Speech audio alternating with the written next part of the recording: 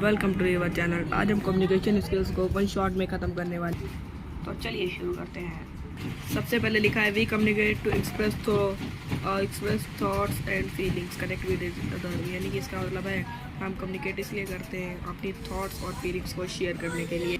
अब बात करें अगर एलिमेंट्स ऑफ कम्युनिकेशन की, तो सेंटर होता है जो कि मैसेज को इनिशिएट करता है, आइडिया होता है जो कि कन्वेट किया जाता है। इनकोडिंग की बात करें जो transformation of thought into words और वर्ड लैंग्वेज टू कम्युनिकेट, यानी कि ऐसे लैंग्वेज पे कम्युनिकेट करना जो कि किसी को समझ में आए।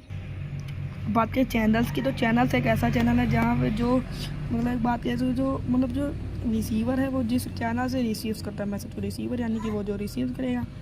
डिकोडिंग मतलब अपने जिससे रिसीवर समझ सके ऐसी भाषा उसमें कन्वर्ट कर देगा।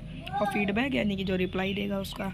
नॉइज़ इंटरनल और एक्सटर्नल होते हैं। इंटरनल यानी कि मतलब आपके पास मतलब कोई स्लैंग बोला जाए, यानी कि मतलब कोई फ्रेंच वर्ड बोल दिया तो आप नहीं समझ पाओगे, जैसे एक एग्जांपल के तौर पे। एक्सटर्नल यानी कि मान लो बहुत ज़्यादा क्राउडेड इन्वायरमेंट में हो तब नहीं सुन पा रहे हो।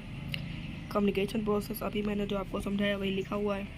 टाइप्स ऑफ कम्युनिकेशन वर्बल जो होता है उसमें हम लैंग्वेज का यूज़ करते हैं बोलने के टाइम। फास्टर होता है ये कॉस्ट इफेक्टिव, इस तरीके से आप स्लाइड को तो रीड कर ही लोगे। डिसएडवांटेजेस इस तरीके से लिखे, ये भी आप देख लेना, बस समझाते चलो जो समझाने वाला है। नॉन वर्बल में हम विदाउट अ लैंग्वेज यानी कि बॉडी लैंग्वेज, गेस्चर, पोस्चर इस तरीके से हम यूज़ करते हैं। टच यूज़ करते हैं। आई कॉन्टैक्ट, पैरा लैंग्वेज समझा देता हूँ। One's voice can communicate sadness. देखिए मान लीजिए आप, अगर मैं बोलूँ कि आज मैं बहुत खुश हूँ और अगर मैं एक्सप्रेस करूँ कि दुख वाला, तो आप मतलब हल्का सा मतलब कह सकते हैं कि मतलब हल्का सा बहुत अजीब लगेगा। ऐसे ही अगर वंस वॉइस यानी कि मैं अच्छा मतलब आज अच्छे मूड में हो तो मैं अच्छा बोलूँगा, इस तरीके से कहा गया है।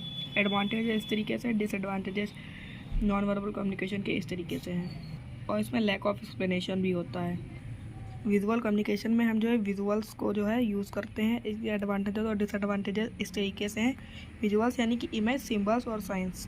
ठीक, आगे बढ़ते हैं। फैक्टिव्स इन कम्युनिकेशन, ठीक है। तो factors affecting perspectives in communication, सबसे पहले विजुअल, ठीक है। तो मतलब विजुअल कम्युनिकेशन जो मैंने आपको बताई थी। फिर लैंग्वेज यानी कि uses of wrong words at wrong places, ठीक है। पास्ट एक्सपीरियंस यानी कि मतलब पिछले एक्सपीरियंस आपको क्या बताते हैं, जैसे पोर स्कोर्स इन पिछले टेस्ट में आपके मतलब गंदे मार्क्स आए तो आपको कॉन्फिडेंस की कमी हो जाएगी। प्री जुडाइसिस मतलब कि preconceived opinion based on incomplete information, incomplete information भी नहीं चाहिए इस कम्युनिकेशन में। फीलिंग्स, अगर आप फीलिंग गुड करोगे तो आप कम्युनिकेट भी अच्छा करोगे। इन्वायरमेंट यानी कि मतलब आप जो अपने टीचर से जैसे बात कर सकते हो वैसे फ्रेंड से अलग तरीके से बात करोगे। कल्चर यानी कि डिफरेंट सिंबल्स और साइन होते हैं वो बैरियर होते हैं।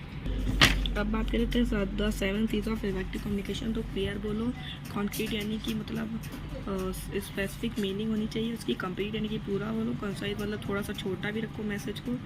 कोर्टियस का मतलब रिस्पेक्टफुल रहना, यानी कि मतलब कोई एग्रेसिव रिमार्क ना करना। कोहेरेंट का मतलब होता है एक सीक्वेंस में कम्युनिकेट करना। करेक्ट का मतलब जो करेक्ट वो बोल रहे हैं वो सही बोलिए।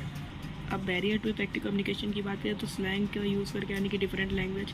फिर लैक ऑफ अटेंशन और इंटरेस्ट, यानी कि मैसेजर जो रिसीवर होगा उसका अटेंशन इन चीज़ में ना हो। फिजिकल इम्पेयरमेंट्स यानी कि मतलब जैसे मान लीजिए कोई गूंगा या बहरा है तो उससे आप कम्युनिकेट नहीं कर पाओगे। इमोशनल बैरियर्स यानी कि कुछ पीपल होते हैं कभी कभी जो है अपने कंफर्टेबल नहीं होते हैं अपने आप को एक्सप्रेसिंग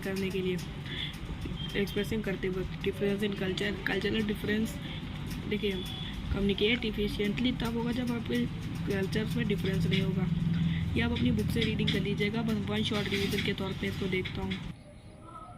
अब सम मेजर्स जो होते हैं वो मिस हो सकते हैं अगर आप रेसिपिएट को नहीं सीखोगे, मतलब देखोगे नहीं। लैंग्वेज डिस्टिंक्शन यानी कि मतलब भाषा का एक तरीके से कहें तो बदलाव, जैसे मतलब फ्रांस में कोई और भाषा, इंडिया में कोई और भाषा, तो जो है कम्युनिकेशन है वो एफिशिएंटली नहीं हो पाएगी। प्री डिटेल्स वही जो मैंने आपको बताया था, ठीक है।